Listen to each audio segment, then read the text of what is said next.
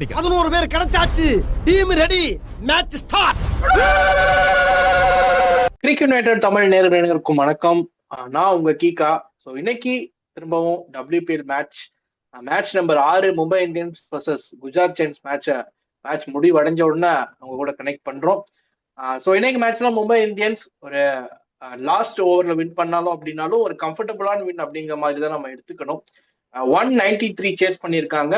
And Mumbai இந்தியன்ஸோடைய highest ever run chase in WPL history இதுதான். And WPL ஹிஸ்டரியோடைய second highest run சேஸும் இதுதான். அண்ட் இதுக்கு முன்னாடி மும்பை இந்தியன்ஸோடைய ஹையஸ்ட் சேஸ் 191 இதே குஜராத் ஜெயின்ஸ்க்கு எகென்ஸ்டா தான் இருந்துச்சு.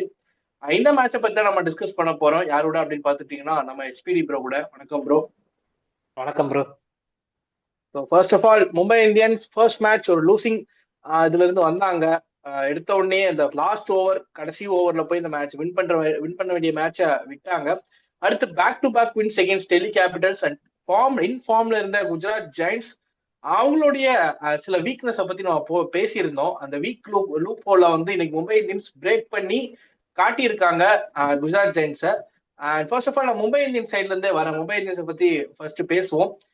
இன்னைக்கு சர்ப்ரைசிங்லி நேச்சுரல் பிரண்ட் போன மேட்ச் நல்லா பெர்ஃபார்ம் பண்ணாங்க. சர்ப்ரைசிங்லி அவங்க இல்ல, அன்பார்ச்சுனேட்லி டியூ டு அவங்களால விளையாட முடியல அப்படின்னு சொல்லியிருந்தாங்க. Hayley Matthews is back. இந்த வருஷம் அவங்களுடைய முதல் மேட்ச் ஆடுறாங்க. ஸோ இந்த இடத்துல பாத்துட்டீங்கன்னா நேச்சுரல் பிரண்ட் ஆக்சுவலா பாத்துட்டீங்கன்னா இப்போ மும்பை இந்தியன்ஸ் அப்படின்னு சொன்னது வந்து ஒரு ரீசன் மாதிரி தான் நான் பாக்குறேன் என்னை பொறுத்த வரைக்கும். ஏன்னா ஹேலி மேத்யூஸ் லாஸ்ட் 2 மேட்சஸ் விளையாடாதப்போ இதே ஒரு ரீசன் தான் சொல்லியிருந்தாங்க, அன்பார்ச்சுனேட் டு மிஸ் அவுட் அப்படின்னு. பட் நான் இந்த இடத்துல நம்ம ரொம்ப கொஞ்சம் முன்னாடி போயிருவோம். ப்ரிவியூ எல்லாம் பண்ணியிருந்தோம். ஸ்குவாட் ப்ரிவியூ பண்ணப்போ நம்ம ஒரு விஷயத்த முன் வச்சோம். என்ன அப்படின்னு பாத்துட்டீங்கன்னா எல்லாருமே சீனியர் பிளேயர்ஸா இருக்காங்க. Harmanpreet Kaur, Nat Sciver Brunt, Hayley Matthews எல்லாருமே சீனியர் கோரா இருக்காங்க. ஸோ இந்த டீம் வந்து இந்த வருஷம் அடுத்த வருஷம் ஓகே, அடுத்த மெகா ஆக்ஷனுக்கு மேல இந்த டீமை வந்து நம்ம அப்படியே ஃபுல் அண்ட் ஃபுல் கலைக்க வேண்டியதா இருக்கும் அப்படிங்கிற மாதிரி நம்ம பேசியிருந்தோம். மும்பை இந்தியன்ஸ் இப்போ வந்து அந்த ஜூனியர் பிளேயர்ஸை வந்து இன்னும் அடுத்த ஜெனரேஷன் ஆஃப் பிளேயர்ஸை வந்து டெவலப் பண்றாங்களோ அப்படிங்கிற மாதிரி நான் பாக்குறேன். ஸோ தட் மும்பை இந்தியன்ஸோடைய 11 இப்படிதான் இருக்க போகுது அப்படிங்கிற மாதிரி நான் பாக்குறேன். இதுதான் காரணமா அப்படின்னு தெரியல. பட் நான் யூகிக்கிறது என்ன அப்படின்னா, இன்கேஸ் ஒரு எக்ஸ்ட்ரா ஸ்பின்னர் வேணும், டாப்ல வந்து ஒரு பேட்டர் வேணும் அப்படிங்கும் போது ஹேலி மேத்யூஸும் ஒரு எக்ஸ்ட்ரா ஃபாஸ்ட் பவுலர் தேவைப்படுது அப்படிங்கும் போது நேச்சுரல் பிரண்ட்டும் ஆடுவாங்க அப்படிங்கிற மாதிரி தோணுது. So Hayley Matthews and Nat Sciver Brunt தான் எனக்கு லைக் டு லைக் ரீப்ளேஸ்மெண்ட் பண்ண. அதாவது ஸ்பின் வேணுங்கிறப்ப அவங்க, ஃபாஸ்ட் போலிங் வேணுங்கிறப்ப இவங்க, according to the conditions and opponent டீம்ல பேட்டர் ஸ்கோர் எப்படி இருக்கு அதை பொறுத்துதான் மாறும் அப்படிங்கிற மாதிரி நான் பாக்குறேன். நான் இன்னொரு விஷயம் என்னன்னா, நிக்கோலி கேரி வந்து டீமோடைய ஒரு கோராவே செட் ஆயிட்டாங்களோ அப்படிங்கிற மாதிரி எனக்கு தோணுது. லாஸ்ட் 2 மேட்ச்ல பெர்ஃபார்மன்ஸும் இன்னைக்கு அவங்க கொடுத்த பெர்ஃபார்மன்ஸ் எடுத்து பார்க்கும்போது இந்த சில விஷயங்கள்லாம் எனக்கு வந்து என்னுடைய மைண்டுக்கு வந்து திங்க் பண்றேன். நான் எப்படி திங்க் பண்றேன் ஏன்னா, natural Brunt and Hayley Matthews தான் இன் அண்ட் அவுட் இருக்க போறாங்க. Shabnim Ismail and Nicola Carey and Amelia Kerr இவங்க 3 பேர் தான் டீமோடைய கோர்ல இருக்க போறாங்க அப்படிங்கிற மாதிரி நான் பாக்குறேன். ஸோ நீங்க அதை ஜட்ஜ் பண்ணீங்களா? நீங்க எப்படி பாக்குறீங்க அதை? நான் இந்த 3 மேட்ச் விளையாண்டதை வச்சு சொல்றேன். இது என்னுடைய ஒரு யூகம் தான், என்னுடைய ஒரு கான்ஸ்பிரசி தியரி அப்படிங்கிற மாதிரி நீங்க எடுத்துக்கலாம். பட் நீங்க எப்படி பாக்குறீங்க? நேச்சுரல் பிரண்ட், ஹேலி மேத்யூஸ் 2 பேருமே டீமோட பிரசன்டோட இன்டகிரேட்டட் கோரா இருக்கிறாங்க. அதனால இவங்க 2 பேர்ல யாராவது ஒருத்தவங்க தான் ஆடணுன்றது வந்து நான் கொஞ்சம் டிஸ்அக்ரி பண்ணுவேன். பட் ஸ்டில் நேச்சுரல் பிரண்ட் இடத்துல வந்து இவங்க அமன்ஜோத்தை வச்சு இவங்க டெஸ்ட் பண்றதுன்றது வந்து அவங்க வந்து ஃபியூச்சர் இன்வெஸ்ட்மெண்டா தான் நான் இது ஒரு ஆடிஷனா தான் நான் பாக்குறேன். நேச்சுரல் பிரண்ட்ல வந்து அமன்ஜோத் கவர் பண்றது, அந்த டெத்துக்குன்னு ஒரு ஓவர் வச்சிருந்தது சீவர் பிரண்ட் போட வேண்டியது, அதுவும் வந்து அமன்ஜோத் தான் போட்டாங்க. அந்த நம்பர் 3 எடுத்து ஆடுறது அமன்ஜோத் கவுர் தான் வந்து ஆடுறாங்க. அப்படின்னு இருக்கும்போது ஃபியூச்சர்ல வந்து நேச்சுரல் பிரண்ட் இல்லாம எப்படி கொண்டு போகணும், அந்த ஒரு ஃபியூச்சர் இன்வெஸ்ட்மெண்ட்ஸும் ஃபியூச்சர் ஆடிஷன்ஸும் இப்போல இருந்தே ஸ்டார்ட் பண்றாங்க. ஏன்னா நீங்க வந்து சீசன் முடிஞ்ச உடனே இல்ல ஆல்சோ நான் இதே ஆட் பண்ணிக்கிறேன். இப்போ ஆட் பண்ணாதான் பெர்ஃபெக்டா இருக்கும். அமிலியா கேர் ஹேலி மேத்யூஸ் உடைய பொசிஷன் எடுத்து பேட்டிங் பண்றாங்க. இவங்க டாப் ஆர்டர்ல ஓபன் பண்றாங்க. நம்ம அதையும் பார்க்கணும். இவங்களும் ஒரு ஸ்பின்னர். டாப் ஆர்டர்ல தான் ஹேலி மேத்யூஸ் இல்லாதப்போ அமிலியா கேர் அந்த பொசிஷனுக்கு போறாங்க. இன்னைக்கு பாத்துட்டீங்கன்னா அமிலியா கேர் பேட்டிங் ஆர்டர்லயே கிடையாது. நம்ம பேட்டிங் ஆர்டர் 5 வரைக்கும் தான் வந்துச்சு. இந்த 5லயுமே கிடையாது அமிலியா கேர். அப்படிங்கும் போது நீங்க சொல்ற ஒரு பாயிண்ட், எஸ் ஹேலி மேத்யூஸ் உடைய பொசிஷனுக்கு அமிலியா கேரை புஷ் பண்றாங்க. நாட் ஷிவர் பிரண்டோடைய பொசிஷனுக்கு அமன்ஜோத் கௌரை புஷ் பண்றாங்க அப்படிங்கிறது தெளிவா தெரியுது. அவங்க வந்து ஹைலி மேத்யூஸே அவ்வளவு சீக்கிரம் விட்டுற மாட்டாங்கன்னு நான் நம்புறேன். நான் அடுத்த மெகா ஆக்ஷனுக்கு இன்கேஸ் வர்ற ஜூனியர் பிளேயர்ஸ் வந்து இப்ப சீனியர் டீமுக்கு எல்லாம் டெபியூட் ஆகி அந்த மாதிரி பர்ஃபார்ம் பண்ணிட்டாங்கன்னா இந்தியன் கோருக்கு தான் இவங்க வந்து ஃபர்ஸ்ட் வந்து ப்ரிஃபரன்ஸ் கொடுத்து ஆகணும். அன்பார்ச்சுனேட்டா நீங்க ஃபாரின் கோரை வெளியே விட்டு தான் ஆகணும். வேற எங்கேயாவது நம்ம எடுத்துக்கலான்ற ஒரு ட்ரஸ்டோட தான் போய் ஆகணும். அப்படி இருக்கிற சமயத்துக்கு நீங்க வந்து ஹைலி மேத்யூஸ்க்கு ஒரு ரீப்ளேஸ்மெண்ட் பார்த்துக்கின்னு இருக்கிறாங்க. லைக் அமிலியாக்காரை வந்து எப்படி யூஸ் பண்றதுன்னு அந்த மாதிரி. ஆல்சோ இந்தியன் விக்கெட் கீப்பரா இப்ப கமலினியை வந்து அவங்க எஸ்டாப்ளிஷ் பண்ணணுன்றதுல அவங்க ரெடியா இருக்கிறாங்க. ஒரு Indian wicket keeper full establish பண்ணிடணும் கமலினி. ஒரு இந்தியன் ஃபாஸ்ட் பவுலர் ஆல்ரவுண்டர் இவங்க அமன்ஜோத் கௌர் வந்து ஃபுல் அண்ட் ஃபுல் ரெடி பண்ணணும். அந்த இவங்க 2 பேர் ஆயிடுச்சு, சார்ட் அவுட் ஆயிடுச்சு. 3வது வந்து Hayley Matthews or Nicola Carey. Hayley Matthews or Nicola Carey இவங்க 2 பேர்ல யாராவது ஒருத்தவங்களை ரீட்டைன் பண்ற மாதிரி வச்சிருப்பாங்க. 4வது அமிலியாக்கர். அமிலியாக்கர் வந்து பார்ட் ஆஃப் த இன்டெகிரேட்டர் அடுத்த மெகா ஆக்ஷன்ல ரீட்டைன் பண்ணி தான் ஆகணும் அமிலியாக்கர். ஸோ இங்க வந்து 5th பொசிஷனா 5 ரிட்டென்ஷன் கொடுக்குற பட்சத்துல 5th ரிட்டென்ஷனா வந்து captain Harmanpreet Kaur is she willing to get retain. அவங்களோட டிசிஷன் தான். அவங்க வந்து நான் இன்னும் கண்டினியூ பண்றேன், நான் விளையாடுறேன் அப்படின்றது. ஏன்னா நான் ஹர்மனோட ஏஜ் வந்து 34 ப்ரோ. அவங்க 34 35 நினைக்கிறேன். ஐ திங்க் செக் பண்ணிடுறேன். Retirement. Yes, close to retirement தான் அவங்க. அப்படி இருக்கிறப்ப அவங்க வந்து அடுத்து வந்து ஒரு 38 வரும் next mega auction cycle. Harman வந்து she mostly willing to retire in MI கலர்ஸ்ல இருந்தா நான் என்னோட ஒரு எதிர்பார்ப்பு. அப்படியே இருந்தாலும் இப்ப எப்படி ஒரு மெக்லானிங் கொண்டு வந்தாங்களோ அந்த மாதிரி திருப்பி எடுக்க பார்ப்பாங்க ஆக்ஷன்ல விட்டு. அப்படின்னாலும் ஒரு சீசன் ரேஸ் தான் விளையாடுவாங்க. இங்க இருந்து இவங்க வந்து 2 ஆடிஷனுக்கு பண்ணும் போதே 3வது ஆடிஷனா கேப்டன் மெட்டீரியல் யார் இந்த ஸ்குவாடு, அந்த ஒரு கேப்டன் மெட்டீரியலையும் வந்து இவங்க பில்ட் பண்ண ஆரம்பிக்கணும். அதையும் கொஞ்சம் கொஞ்சமா அவங்க பண்ணுவாங்கன்னு நான் நினைக்கிறேன். நான் ஐ திங்க் ஹர்மன் இருக்கும்போதே ரோஹித் இருக்கும்போது ஹர்திக் ஒரு கேப்டன்ஷிப் ஆப்ஷனா வச்சு பின்னாடி நிறுத்தி விளையாடுறாங்களோ, அதே மாதிரி பிஃபோர் ஹர்மன்பிரீத் கௌர் ரிட்டையரிங் ஹர்மன் இருக்கும்போதே ஹர்மனை வந்து ஒரு பிளேயரா வச்சுட்டு ஒரு கேப்டன் உருவாக்குவாங்க. அடுத்து அது வந்து இப்போ ரொம்ப ஏர்லி கால் அப்படிங்கிற மாதிரி சொல்லுவேன். நெக்ஸ்ட் WPL-க்கு கண்டிப்பா ஒரு கேப்டன்ஷிப் சேஞ்ச் இருக்க மாதிரி நான் பார்ப்பேன். ஹர்மன் ஒரு 38 வரைக்கும் ஆடுறாங்க அப்படிங்கும் போது 2 சீசன் ஹர்மன் டீம்ல இருக்கணும் வித் இன்னொரு கேப்டன்ஷிப் மெட்டீரியல். மெகா ஆக்ஷன் வரைக்கும் ஹர்மன் இருப்பாங்க. அதுக்குள்ளே ஒரு ஆடிஷன் நடக்கும். அதுக்கப்புறம் அவங்க வந்து இன்னும் ஒரு 1 இயர் அவங்க புஷ் பண்ணும்போது இடையில ஷிஃப்ட் ஆகுற இது இருக்கும். இப்ப எல்லாமே ஆல் செட் எல்லாமே கிளியர் டிரான்சிஷனா இருந்துச்சுன்னா ஹை பொட்டன்ஷியல் கேண்டிடேட் என்ன பொறுத்த வரைக்கும் அமன்ஜோத் கௌரா இருக்கலாம் மேபி. ஏன்னா இப்போதைய கேலிபருக்கு அமன்ஜோத் கௌர் தான் வந்து என்ன கொடுத்தாலும் மும்பைக்குன்னு அந்த ரோலை வந்து கரெக்டா பண்றாங்க. இல்லைன்னா நீங்க ஃபாரின் கேப்டனா அமலியார் கல்லை நம்பி போகணும். அது எந்த அளவுக்கு உங்களுக்கு பர்ஃபெக்டா இருக்கும்னு எனக்கு சரியா தெரியல. இவங்க 2 பேர் என்னோட ஒரு சாலிட் கேண்டிடேட்ஸா தெரியுறாங்க. இது நம்ம எல்லாமே நம்ம பேசுறது எல்லாமே ஃபியூச்சரை நோக்கி நம்ம பாக்குறது தான், ஃபியூச்சர் பாயிண்ட் ஆஃப் வியூல. பிரசன்ட்டுக்குன்னு வரும்போது அன்பார்ச்சுனேட்லி இந்த சீசன் முன்னாடியே நம்ம சொல்லியிருந்தோம் over dependency on Hayley Matthews, நாஸ்கி வர்பன், ஹர்மன்பிரீத் கௌர். இப்ப என்ன ஆகுதுன்னா இது 2 பேர் மட்டும்தான் டீம்ல விளையாடுறாங்க, 3 பேர் விளையாட மாட்டாங்க. ஆல்சோ நம்ம இன்னொரு பாயிண்ட் நம்ம விட்டோம், Shabnam Ismail also close to retirement.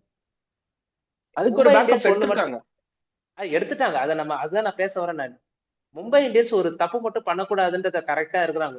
மொத்தமா வெளியே போயிட்டு ஒரு மாதிரி டிரான்சிஷன் பேஸ்ல நம்ம மாட்டிக்க கூடாது. இவங்க இருக்கும்போதே இவங்களை வச்சு மெயின்டைன் பண்ணிடணும், இவங்களை இருக்கும்போதே இவங்களை குரூம் பண்ணின்றதுல கரெக்டா இருக்கிறாங்க. இதெல்லாமே ஃபியூச்சர் பிளானிங் தான். இதெல்லாம் இன்னைக்கு நடந்தது அமன்ஜோத் ப்ரொமோஷனா இருக்கட்டும், லைக் அமலியாக்கரை வந்து அப்சன்ஸ் ஆஃப் ஹைலி மேத்யூஸ் அவங்க ப்ரொமோட் ஆகி வர்றதா இருக்கட்டும், எல்லாமே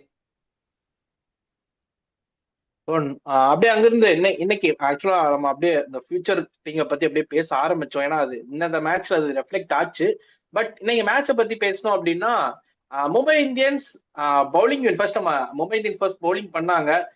194 193 2 கன்சிடர் பண்ணாங்க. ஆக்சுவலா இன்னைக்கு குஜராத் ஜெயின்ஸை பார்த்துட்டோம் அப்படின்னா நீங்க முன்னாடியே நம்ம மென்ஷன் பண்ற மாதிரி தான் ஒரு SRS ஃபார்ம் ஆஃப் ஒரு டைப் ஆஃப் டீம் தான். பட் நான் இந்த இடத்துல Gujarat Giants batting first and putting anything lesser than 200 நான் டேக் இட் ஃபார் கிராண்டட் அப்படிங்கிற மாதிரி நான் எடுத்துப்பேன். ஏன்னா லாஸ்ட் 2 மேட்சஸ் பார்த்தோம், நீங்க 210 220 அடிக்கும் போது கூட வித் பால் அவங்க 190+ கன்சிட் பண்ணியிருந்தாங்க தொடர்ந்து. 10 ரன்ல முதல் மேட்ச் ஜெயிச்சாங்க, 7 ரன்ல 2வது மேட்ச் ஜெயிச்சாங்க. நான் அப்பவே ஒரு கன்சர்ன் சொல்லியிருந்தேன். ரன்ஸ் கொஞ்சம் கம்மியாச்சு அப்படின்னா அந்த 10 ரன் 7 ரன்ங்கிற டிஃபரன்ஸ் மேட்ச் லூஸ் பண்றதுக்கு கூட வாய்ப்பு இருக்கு அப்படின்னு. இன்னைக்கு அதுதான் நடந்திருக்கு. மும்பை இந்தியன்ஸ் பவுலிங் ஓரளவுக்கு சுமாரா போல் பண்ணியிருந்தாலும் அந்த மிடில் ஓவர்ஸ்ல ரன் ஃபேஸ கொஞ்சம் கம்மி பண்ணாங்க. ஒரு 4-5 ஓவர்ஸ் வந்து இது வந்து நான் சுமாரான பவுலிங் நான் சொல்லவே மாட்டேன். அந்த கடைசி 2 ஓவர் மட்டும்தான்.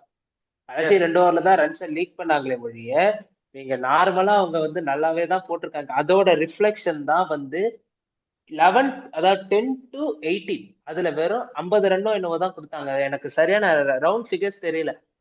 லாஸ்ட் 10 ஓவர்ஸ்ல வந்து 94 ரன்ஸ் வந்துச்சு. அதுல 2 over 39 55 run. At economy of 6.75 போது இவங்க இழுத்து பிடிச்சிருக்கிறாங்க. நம்ம இன்னொரு ஃபேக்டர், அனுஷ்கா சர்மா இல்லாம குஜராத் ஜெயின்ஸ் வந்து வெறும் அட்டாக்கிங் இதுல தான் ஆக்சிலேஷன்ல கால் வைக்கிறாங்க. அனுஷ்கா சர்மா தான் பிவிட்டல் ரோலா ஆங்கரிங் பண்ண வேண்டிய ஆளு. அன்பார்ச்சுனேட்டா அவங்க இன்ஜுரின்றதுனால அந்த ஆங்கரிங் ரோல் எடுத்து ஆட முடியல. இவங்க ஒண்ணு பண்ணாங்க, ஆயிஷி சோனி டெபியூ ஆன பிளேயர். ஆயிஷி சோனி மேல வந்து அந்த ஒரு ஆங்கர் பண்ண வச்சுட்டு பின்னாடி வந்து இவங்க எல்லாம் அடிச்சிருக்கலாம். இன்னைக்கு நல்லா கனிகா ஆகுஜா 2 மேட்சா கனிகா ஆகுஜா என்ன பண்ணின்னு இருக்காங்கன்னு யாருக்குமே தெரியல. நம்பர் 3ல இன்னைக்கு வந்து பொலன்னு பொழந்தாங்க. ஆனா இது ஒரு சப்போஸ் வந்து இவங்க சோனி வந்து முன்னாடி வந்து அவங்க அங்கேயும் பர்ஃபார்ம் பண்ணாம பின்னாடி இவங்க கனிகா ஆகுஜாவும் வந்து பர்ஃபார்ம் பண்ண முடியல, அது இன்னமும் டிராபேக் ஆயிரும். கனிகா ஆகுஜாவும் அட்டாக்கிங் பிராண்ட் தான் விளையாடினாங்க. ஆனா அனுஷ்கா சர்மாவோட அந்த ஒரு ஆப்சன்ஸ் வந்து குஜராத்துக்கு வந்து இம்பாக்ட் ஆச்சு. ஏன்னா 11வது ஓவர்ல அவங்க 4வது விக்கெட் விட்டுட்ட உடனே அவங்க ஹைலி டிபெண்ட் ஆன் ஜார்ஜியா வேகமும் இவங்க சோனியும் எப்படியா புஷ் பண்ணி கொண்டு போவாங்க நம்பினே இருந்தாங்க. ஆனா லெஸ் தென் 6 ரன் per ஓவர்ன்ற மாதிரி இப்ப வர ஆரம்பிச்சுது. அதனாலதான் அவங்க வந்து அன்பார்ச்சுனேட்டா சோனியை வந்து ரிட்டையர் பண்ண வச்சுட்டு ஃபுல்மாலியை இறக்கி விட்டாங்க. ஆனா ஃபுல்மாலி பாவையா, ஃபுல்மாலி வந்த உடனே லாஸ்ட்ல 6 எல்லாம் அடிச்சாக்க அதெல்லாம் வச்சிருவாங்க. வந்த உடனே LBW சும்மா அதெல்லாம் LBW இல்லதான், அது அம்பையர் வந்து சும்மா கையை தூக்கின்னு ஃபுல்மாலி மைண்ட் வாஷ், என்ன பர்ஃபார்ம் பண்ண விடுங்கடா, நான் வேற ஒருத்தி அனுப்பி விட்டுட்டு நான் வந்திருக்கிறேன், ஏதாவது ஸ்லிப் ஆன எனக்கும் அடி விடும், தயவு செஞ்சு சும்மா இரு அம்பையருன்ற மாதிரி அவங்க கெஞ்சி இருந்திருப்பாங்க. ஆனா லாஸ்ட்ல ஃபுல்லா ஷியர் இட்டி ஃபுல்மாலி. நான் அந்த இடத்துல ஒன்னு சொல்லணும்னு ஆசைப்படுறேன். பேசிருந்தீங்க, நீங்க தான் சொல்லிருந்தீங்க. நான் இன்னொரு விஷயமும் சொல்ல ஆசைப்படுறேன். ஆக்சுவலா பாரதி ஃபுல்மானி இவங்கள பிசிசிஐக்கு நான் இங்க ஒரு ரெக்வஸ்ட் வைக்கிறேன். இந்த வருஷம் இங்கிலாந்து நடக்க இருக்க T20 வேர்ல்ட் கப்புக்கு யாரை கூட்டிட்டு போறீங்களோ இல்லையோ, பாரதி ஃபுல்மானிய டிக்கெட் இப்பவே போட்டுருங்க, விசாலாம் எடுத்து வச்சிருங்க. கண்டிப்பா கூட்டிட்டு போனோம் அப்படின்னா T20 வேர்ல்ட் கப் நம்ம அடிச்சுட்டு வந்துடலாம். Just imagine Richa Ghosh and Bharti Fulmali finishing for India அப்படிங்கும் போது அந்த இடத்துல பிளாஸ்ட் ஆகிறதுக்கான வாய்ப்பு இருக்கு இங்கிலாந்து கண்டிஷன்ஸ்ல. இல்ல அந்த ஒரு டெத்தை நம்ம பேசுவோமே, ரிச்சா கோஷ், ஃபுல்மாலி, அமன்ஜோத் கௌர். எஸ், இந்தியா வந்து இந்த ஃப்ரம் த WPL, ரிச்சா கோஷ் வந்து WPL-க்கு முன்னாடி அவங்க ஃபேம் ஆயிட்டாங்க. இந்த WPL வந்ததுக்கு அப்புறம் நீங்க நல்ல ஒரு பாயிண்ட் சொன்னீங்க, அமன்ஜோத் கௌர் அந்த இடத்துல இருக்காங்க. அமன்ஜோத் கௌர், பாரதி ஃபுல்மானி அண்ட் ரிச்சா கோஷ் அப்படின்னா நம்ம எந்த ஆஸ்திரேலியா, இந்த சவுத் ஆப்பிரிக்கா மாதிரியான டீம்ல கூட இந்த மாதிரியான பினிஷர்ஸ் கிடையாது. அங்கே நம்ம போய் இங்கிலாந்துல டஃப் கொடுக்கலாம். ஸோ பிசிசிஐ இப்பவே ரெடி பண்ணி வச்சிருங்க, பாரதி ஃபுல்மானிய பாருங்க. அண்ட் வேர்ல்ட் கப்புக்கு இன்னும் டைம் இருக்கு. நம்ம இன்னும் மென்ஸ் வேர்ல்ட் கப் தான் இப்போ வருது, உமன்ஸ் வேர்ல்ட் கப் ஜூன்ல தான் ஆரம்பிக்குது. ஸோ அடுத்த 5 மாசத்துல அவங்களுக்கு இன்டர்நேஷனல் கேம்ஸ் T20 மேட்சஸ், இப்போ வைஷ்ணவி சர்மா இவங்க கம்பெனி எல்லாம் டெபியூ ஆனாங்க. அதுக்குள்ள ஒரு டெபியூ மேட்ச் கொடுத்துட்டு ஒரு 4-5 மாசம் இருக்கு, T20 சரியா ஆடுவாங்க, எடுத்துட்டு போங்க. ஸோ இந்தியாவுடைய அந்த பினிஷிங் யூனிட், அந்த லைனப்பே வந்து சூப்பர்வா இருக்க போகுது. ஸோ பாரதி ஃபுல்மானி கண்டிப்பா அந்த வேர்ல்ட் கப் ஆடணும் அப்படின்னு ஆசைப்படுறேன். பிசிசிஐ இந்த மாதிரியான விஷயங்கள்லாம் கண்டிப்பா, ஏன்னா உமன்ஸ் கிரிக்கெட்டை பொறுத்த வரைக்கும் பிரத்திகா ராவல் இப்படிதான் எடுத்துட்டு வந்தாங்க. ஒரு ஒன் இயர் கேப்ல வந்து பிரத்திகா ராவல் உள்ள டீமுக்குள்ள எடுத்துட்டு வந்து ஒரு ஃபுல் ரன் கொடுத்தாங்க. அவங்க வந்து வேர்ல்ட் கப்புக்கு எடுத்துட்டு போனாங்க. அப்படிங்கும் போது பாரதி ஃபுல்மானிக்கு இந்த WPL அவங்க பெர்ஃபார்ம் பண்ணாங்கன்னா, இதே மாதிரியான இன்னிங்ஸ் தொடர்ந்து ஆடினாங்கன்னா கண்டிப்பா வாய்ப்பு கிடைக்கும் நான் எக்ஸ்பெக்ட் பண்றேன். ஸோ பிசிசிஐ செய்வாங்க அப்படிங்கறது நீங்க முன்னாடி சொன்ன மாதிரிதான். இன்னைக்கு சரியான ஹிட்டிங். ஆக்சுவலா அமன்ஜோத் கௌர் ஒரு 3 யாக்கர்ஸ் மிஸ் பண்ணி ஃபுல் டாஸ் போட்டாங்க, 3யுமே வெளுத்துட்டாங்க. ஆக்சுவலா ஒன்னே 1 பவுண்டரி போச்சு, அது மட்டும் அவங்களுக்கு ஒரு சின்ன டிசப்பாயின்மெண்டா இருக்கும்.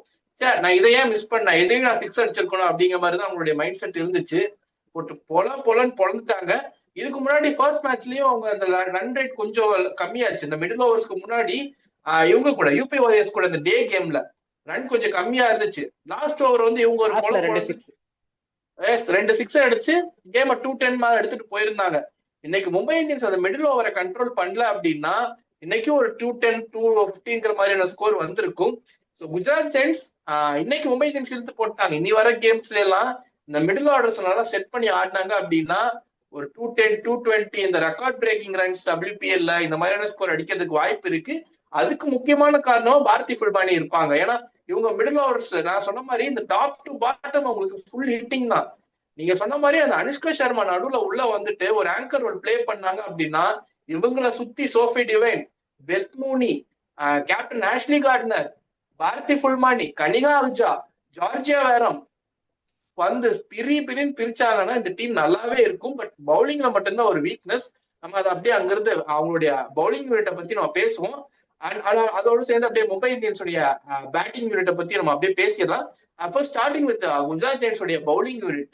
பவுலிங் யூனிட் தொடர்ந்து 3 மேட்சுமே ரன்ஸ் ஆன் த போர்ட் போட்டாலும் தொடர்ந்து 190+ கன்சிட் பண்ணிட்டே இருக்காங்க. அவங்களுடைய ஃபீல்டிங் ரொட்டேஷன்ஸ், ஃபீல்டிங் செட் பண்றதா இருக்கட்டும், பவுலிங் ரொட்டேஷன்ஸ் இன்னைக்கு கூட 8 பவுலர்ஸ் யூஸ் பண்ணாங்க. அப்படிங்கும்போது எந்த இடத்துல அவங்க தொடர்ந்து மிஸ் பண்றதா பாக்குறீங்க? ஆக்சுவலா குஜராத் ஜெயின்ஸ் வந்து பவர் பிளேவை கேபிட்டலைஸ் பண்றாங்க. என்னதான் நீங்க அவங்க பவுலிங்ல குறை இருந்தாலும் பவர் பிளேல வந்து ப்ரெஷரை வந்து ஆப்போனன்ட் மேல போடுறாங்க. ஒரு மேட்சுக்கு நல்லா போகுது பவர் பிளே. விக்கெட்ஸ் எடுத்துடுறாங்க. இன்னைக்கும் 2 விக்கெட் எடுத்தாங்க.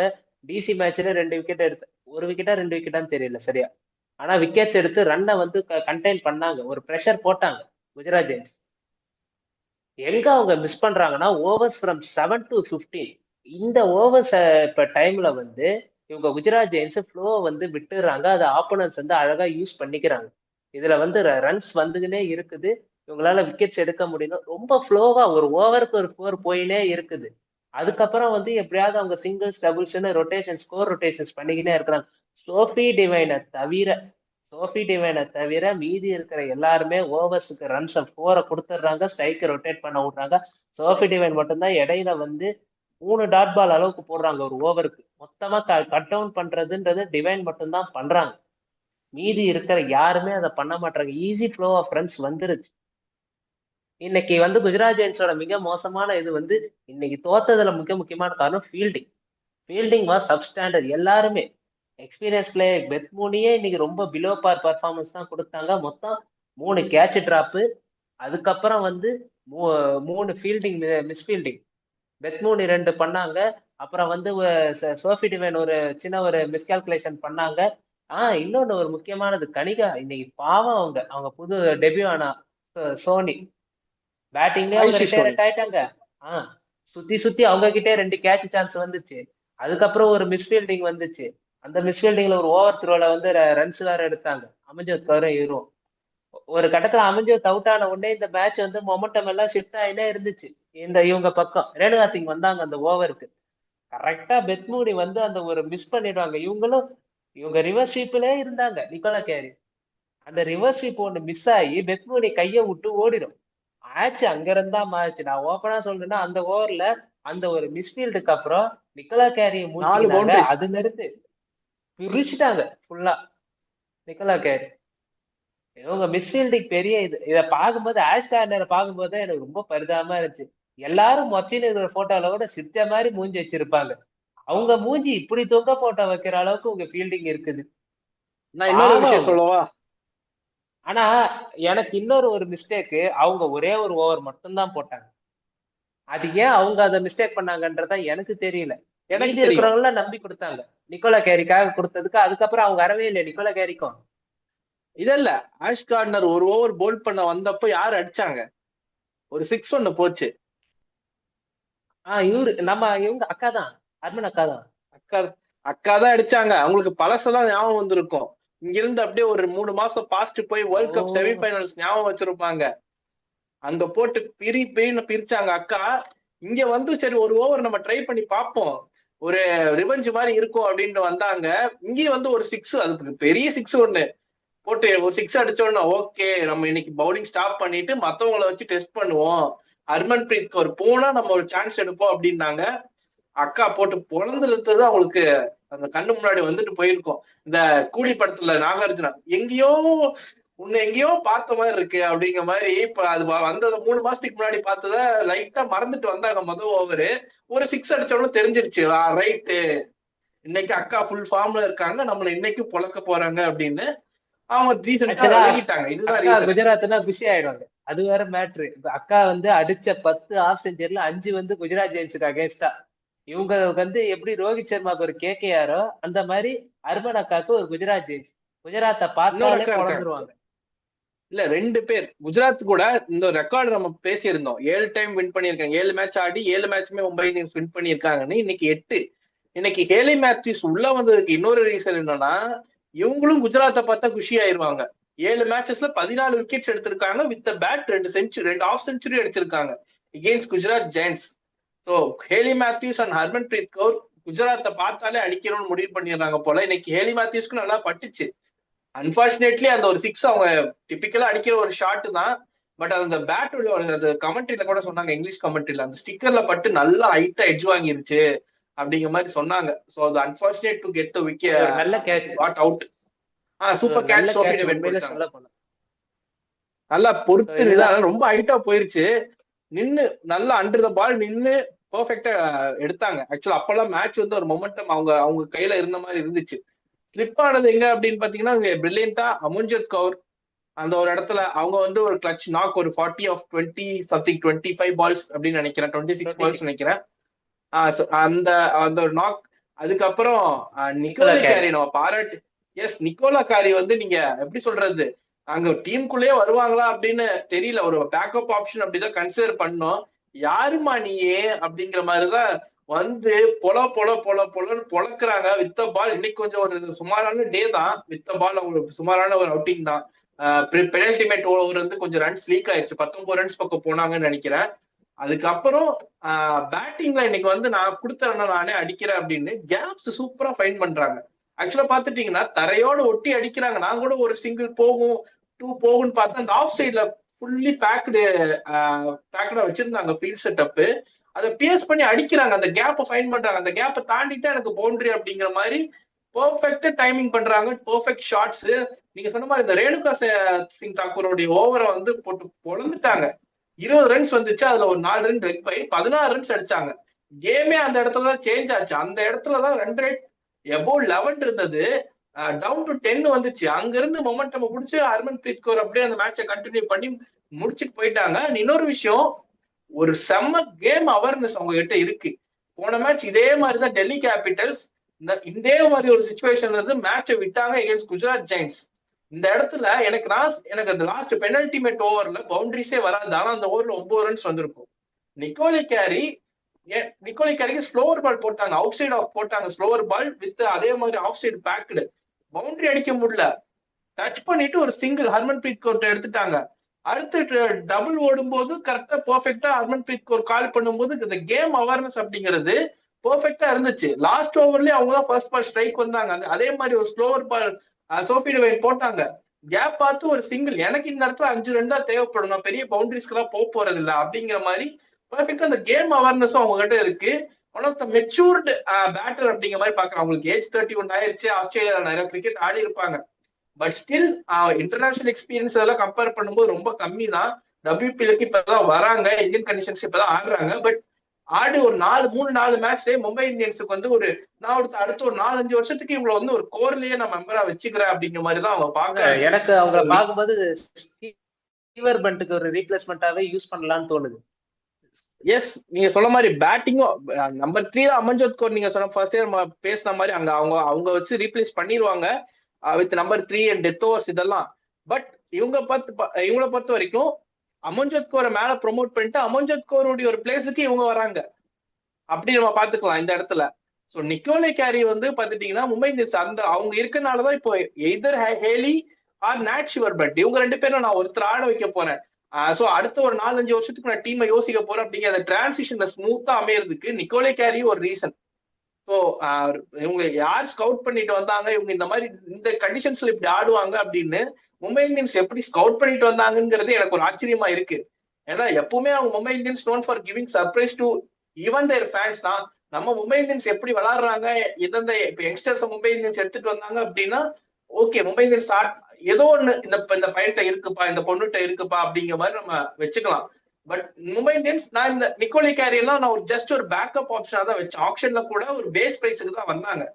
நம்ம எல்லாரும் என்ன நினைச்சோம், மும்பை இந்தியன்ஸ் ஓகே ஒரு பேக்கப் பை ஒரு ஓவர்சி ஸ்லாட் ஃபில் பண்ணணும், ஸ்லாட் ஃபில்லுக்காக எடுத்தாங்க அப்படின்னு நம்ம நினைக்கும் போது நிக்கோலி கேரிய நான் வந்து ஸ்லாட் ஃபில் பண்றதுக்காக எடுத்துட்டு வரல, உங்க எல்லாத்தையும் ஏமாத்தி நான் வந்து ஒரு பிளேயிங் லெவன் தான் என்னுடைய டிரான்சிஷன் ஃபேஸ் வந்து ஸ்மூத் ஆகுறதுக்கு வேண்டி எடுத்துட்டு வரேன் அப்படிங்கிற மாதிரி கொண்டு வந்திருக்காங்க.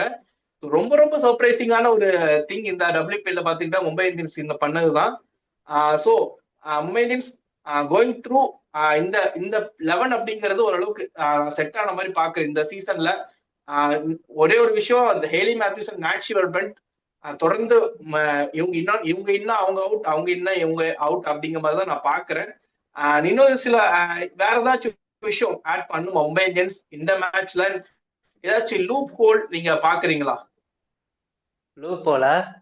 கமலடி அக்கா கிளவுஸ்ல தான் ஒரு சின்ன ஹோல் இருக்கு அக்கா. கமலடி அவங்க அக்கா சூப்பர் கேட்ச் பிடிச்சாங்க. அததான் சொல்ல வர. டஃப்பான கேட்ச்னா பாஞ்சி பாஞ்சி பிடிக்கிற, கையில வர்ற கேட்ச்னா எதுக்கு விடுற? தயவு செஞ்சு கையில வர்ற கேட்சையும் புடி. இன்னைக்கு நீ அந்த கேட்சை பிடிச்சிருந்தா சத்தியமா சொல்றேன், குஜராத் ஜெயின்ஸ் எந்திரிச்சுக்கே இருந்திருக்காரு. ஸ்டார்டிங்ல பெத்மூனி அவுட் ஆயிருந்தா இந்த அளவு 190 எல்லாம் அவங்க அடிச்சிருக்கவே முடியாது. இவங்களுக்கு வந்து 99 for 4ன்றது இவங்க வந்து 55 for 4ன்ற மாதிரியான ஒரு சுச்சுவேஷன்ல இவங்க கிரம்பிள் ஆக வேண்டியது. இந்த பெத்மூனி கேட்ச் விட்டதுதான் இவ்வளவு தூரம் வந்தது. குஜராத் ஜெயின்ஸுக்கு நம்ம ஆல்ரெடி சொன்னதுதான், நீ அடிக்கிற ஆனா திருப்பி கொடுக்கற. இப்ப இதுல இருந்து என்ன தெரியுதா, குஜராத் ஜெயின்ஸ வந்து 199 அடிச்சா கூட நம்மளால ஜெயிக்கலான்னு ஆப்போனன்ட்டுக்கு ஒரு நம்பிக்கை வந்துடும். கொஞ்சம் ஃபீல்டிங் எல்லாம் முன்னாடி சொல்லிட்டேனே, anything lesser than 200 take it அப்படிங்கிற மாதிரி தான் இப்ப எல்லா டீமுக்கும் ஒரு ஃபார்முலா. இந்த ஃபர்ஸ்ட் இன்னிங்ஸ் முடிஞ்ச உடனே நான் வாட்ஸ்அப் குரூப்ல உங்ககிட்டதான் சொல்லியிருந்தேன், நான் மாப்பிள்ள புள்ளி பண்றாங்க மாப்பிள்ளன்னு, கொஞ்சம் பொறு அண்ணையா, சார் புள்ளி பண்ற, நீ மேட்ச் முடியும் போது பாப்பேன்னு. அதேதான் நடந்துச்சு. எல்லாம் மொத்த குஜராத் ஜெயின்ஸ் யூனிட்டும் சேர்ந்து ஆஷ் கார்னரை புள்ளி பண்ணிட்டாங்க. பாவம் ஆஷ் கார்னர். இல்ல ஆஷ் கார்னர் 3 வருஷமா பரிதாபமான நிலைமையிலதான் இருந்தாங்க, ஸ்பெஷலி ஃபீல்டிங். நான் அதுதான் முன்னாடி சொல்ல வந்தேன், நீங்க ஒரு ஃப்ளோல பேசிட்டு போயிட்டீங்க. ஆக்சுவலா லாஸ்ட் 3 சீசனுமே அவங்க ஆஸ்திரேலியால டாப் கிளாஸ் ஃபீல்டிங் எல்லாம் பார்த்துட்டு வந்திருப்பாங்க. இந்த மாதிரி டொமஸ்டிக் கிரிக்கெட் எல்லாம் பார்த்துட்டீங்கன்னா ஆஸ்திரேலியன் ஃபீல்டிங் எப்படி இருக்கும்னா, இந்த மிஸ்ஃபீல்டு டிராப் கேச்சஸ் எல்லாம் இருக்கும், 1-2 நடக்கும் எங்கேயாச்சும். பட் குஜராத் ஜெயின்ஸ் போன வருஷம் அதுக்கு முன்னத்த சீசன் அந்த லாஸ்ட் 3 சீசனா பாத்துட்டீங்கன்னா ஃபீல்டிங்ல ரொம்ப ரொம்ப ஒரு பிலோ ஆவரேஜான ஒரு பெர்ஃபார்மன்ஸ் தான் கொடுத்துட்டு இருந்தாங்க. ஆஷ்லி கார்டனே நிறைய டைம் நம்ம அந்த ரியாக்ஷன் கரெக்டா இந்த கேமராமேன் எடுத்துட்டு போய் ஆஷ்லி கார்டனர் முன்னாடி வச்சிருவாங்க. ஆஷ்லி கார்டன் முன்னாடியும் பெத்மூனி முன்னாடியும் இந்த கேமரா கொண்டு வந்து வச்சிருவாங்க. அவங்களுடைய அந்த ஃபேஸ்லயே தெரியும் அந்த டிசப்பாயின்மெண்ட். ஏன்னா இவங்க பாரதி புல்மானி போன ஒரு சீசன்ல எல்லாம் இன்னுமே இன்எக்ஸ்பீரியன்ஸான பிளேயர்ஸ் நிறைய இந்தியன் கோரை தான் அவங்க நம்பி இருந்தாங்க குஜராத் ஜெயின்ஸ். அவங்களுடைய மிஸ்பீட்ஸ் எல்லாம் பார்க்கும்போது அவங்களோட டிசப்பாயின்மெண்ட் இருந்துச்சு. அதே டிசப்பாயின்மெண்ட் தான் இந்த சீசனும் கண்டினியூ ஆகுது. ஃபீல்டிங் கோச் நான் வந்து இந்த பிளேஸ் இன்எக்ஸ்பீரியன்ஸ் இந்த மாதிரிலாம் சொல்லல, பட் ஸ்டில் என்னன்னா ஃபீல்டிங் கோச் இந்த எப்படி சொல்றது, இந்த பிளேயர்ஸ் எல்லாம் இன்னும் கொஞ்சம் டெவலப் பண்ணும் வித் ஃபீல்ட் அப்படிங்கிற மாதிரி நம்ம சொல்றோம். ஏன்னா இப்போ இருக்க டீம்ஸ் கடந்த 3 வருஷமாவே அவங்களுடைய ஃபீல்டிங் அந்த அளவுக்கு அந்த ஒரு ஸ்டாண்டர்ட்ல தான் இருந்துச்சு. பட் ஸ்டில் அண்டர் டெவலப்ல தான் இருக்கு அப்படிங்கிற மாதிரி நானும் இன்னைக்கு திரும்பவும் நான் ஃபீல் பண்றேன். லாஸ்ட் 2 கேம்ஸ் வின் பண்ணப்போ அது தெரியல, பட் இன்னைக்கு பாத்துட்டீங்கன்னா ஏகப்பட்ட மிஸ்ஃபீல்ட்ஸ், ஏகப்பட்ட மிஸ்கேச்சஸ். சோஃபி டேவிட் அந்த ஒரு கேட்ச் எடுக்கிறப்போ அவங்களுடைய ஃபீல்டிங் ஸ்டாண்டர்ட்ஸும் இந்த இடத்துல பாரதி புல்மானி ஒரு கேட்ச் விடும்போது, ஆயுஷ் சோனி ஒரு கேட்ச் விடும்போது அவங்களுடைய ஃபீல்டிங் ஸ்டாண்டர்ட்ஸும் நமக்கு தெரியுது. WPL என்ன பண்ணணும்னா அந்த ஒரு ஸ்டாண்டர்டை பிரிட்ஜ் பண்றதுக்கு தான் நம்ம WPL இருக்கு. அந்த 2 ஸ்டாண்டர்ட் ஈக்குவல் பண்றதுக்கு தான் WPL இருக்கு.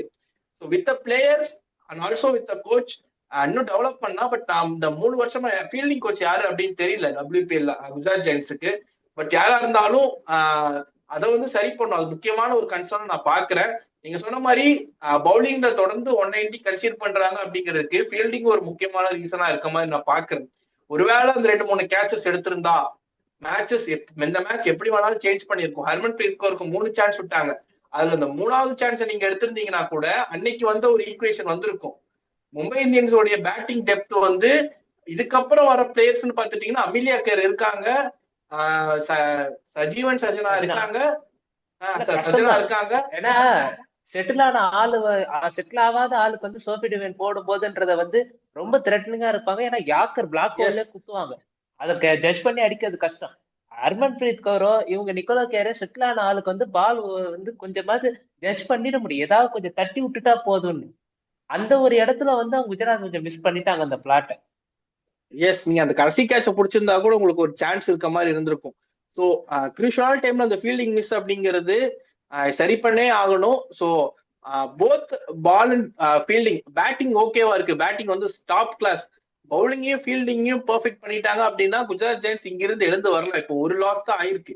மூணு மேட்சஸ்ல 2 வின்ஸ் 1 லாஸ் அப்படிங்கிறது ஒரு டாப் 3 டாப் 2 பொசிஷன் கூட தான் இருக்காங்க. அப்படிங்கும்போது கண்டிப்பா இதெல்லாம் சரி பண்ணிட்டு வரும்போது இன்னும் இந்த ஆர்சிபி மாதிரியான டீம்ஸ் எல்லாம் நம்ம போகும்போது இன்னும் ஆர்சிபி தான் இதோட டஃப்பான ஒரு காம்படிஷன். அடுத்த மேட்ச் அவங்க கூட தான் ஆடுறாங்கன்னு நினைக்கிறேன். ஸோ கோயிங் ஃபார்வர்ட் இந்த மாதிரியான டீம்ஸ் எல்லாம் வரும்போது இன்னுமே டஃபா இருக்கும் இதெல்லாம் சரி பண்ணிட்டு போகாம இருந்தாங்க அப்படின்னா. என்ன பண்றாங்க அப்படின்னு பார்ப்போம் குஜராத் ஜெயின்ஸ். அதே மாதிரி மும்பை இந்தியன்ஸ் ஐ திங்க் அடுத்த கேம் யாரு கூட ஆடுறாங்க, ஐ திங்க் யூபி வாரியர்ஸ் கூட ஆடுறாங்கன்னு யூபி நினைக்கிறேன். வாரியர்ஸ். எஸ், யூபி வாரியர்ஸ் கூட ஆடுறாங்க. யூபி தான். அவங்களுமே வந்து ஒரு ஃபார்ம்ல இருக்காங்க. ஸோ பார்ப்போம் என்ன நடக்குது அப்படின்னு அடுத்த மேட்சஸ். நாளைக்கு என்ன மேட்ச் நடக்குது? ஆர்சிபிக்கும் யூபி, டிசிக்கும் யூபி வாரியர்ஸுக்கும். So Delhi Capitals DC versus UP Warriors. So Delhi Capitals versus UP Warriors நாளைக்கு ஆடுறாங்க. ஸோ அந்த மேட்ச்லயும் உங்களை வந்து இதே மாதிரி அனாலிசிஸ், நல்ல பாயிண்ட்ஸ் இதெல்லாம் எடுத்துட்டு வரோம், டிஸ்கஸ் பண்ணுவோம். ஸோ நாளைக்கு பார்க்கலாம். அது வரைக்கும் உங்களிடம் இருந்து விடைபெறுவது ஹெச்பிடி அண்ட் கீகா. நன்றி, வணக்கம். வைண்ட் அப் பண்றதுக்கு முன்ன எங்களோட பாயிண்ட்ஸ் எல்லாமே உங்களுக்கு பிடிச்சிருந்தா நீங்க லைக் பண்ணுங்க, ஷேர் பண்ணுங்க, சப்ஸ்கிரைப் பண்ணுங்க. நாங்க கேட்க மாட்டோம், இருந்தாலும் நாங்க கேட்கறதுக்கான காரணம் உங்களுக்காக எங்களோட ஒரு இன்சைட்ஸ், தாட்ஸ் எல்லாமே கொடுக்குறோம். நீங்க வந்து உங்களோட லைக்ஸ், ஷேர்ஸ், சப்ஸ்கிரைப் பண்ணி அது மட்டும் இல்லாம உங்களோட தாட்ஸையும் நீங்க கமெண்ட்ல சொன்னாதான் எங்களுக்கு தெரியும் உங்களோட இது நான் எங்களோட பாயிண்ட் ஆஃப் வியூ கரெக்டா இல்ல நீங்க எந்த மாதிரி திங்க் பண்றீங்க அப்படின்றது. ஏன்னா இது வந்து ஒரு கிரிக்கெட் டிஸ்கஷன் தான். எல்லாரும் கூட ஆஸ் அ ஃபாலோவர்ஸ் கூட நாங்க ஒரு டிஸ்கஸ் பண்ற மாதிரி அதுக்கான மீடியமா நாங்க கொடுக்குறோம். உங்களோட மீடியம் எங்களுக்கு கம்யூனிகேட் பண்ண இந்த கமெண்ட்ஸ்ன்றது. அந்த கமெண்ட்ஸ் வந்து நீங்க ஷார்ட்ஸ்லயும் சரி, லாங் வீடியோஸும் சரி வந்து சப்போர்ட் பண்ணுங்க. உங்களோட ஆதரவு இருந்தாதான் நாங்க மேல மேல நாங்க போய் இன்சைட்ஸ் தேடி எடுத்து இது பண்ண முடியும். இன்னமும் நாங்க குவாலிட்டியில இம்ப்ரூவ் பண்ண முடியும். எங்களுக்கு குவாலிட்டி வைஸா எப்படி இருக்குது, இன்னும் எந்த அளவுக்கு டெவலப் பண்ணோம், அது எல்லாமே சொல்லணும்னா எங்களுக்கா தெரியாது. நாங்க தெரிஞ்ச அளவுக்கு நாங்க பில்ட் பண்ணுவோம். ஆனா நீங்க பார்த்துட்டு ஒரு ஆடியன்ஸா நீங்க சொல்ற இன்புட்ஸ் தான் எங்களுக்கு முக்கியம். அதை நீங்க இதை கொடுப்பீங்கன்னு நம்புறேன். அது கொடுங்க. எல்லாருக்கும் நன்றி. வைண்ட் அப் பண்ணிக்கலாம் ப்ரோ. நன்றி, வணக்கம்.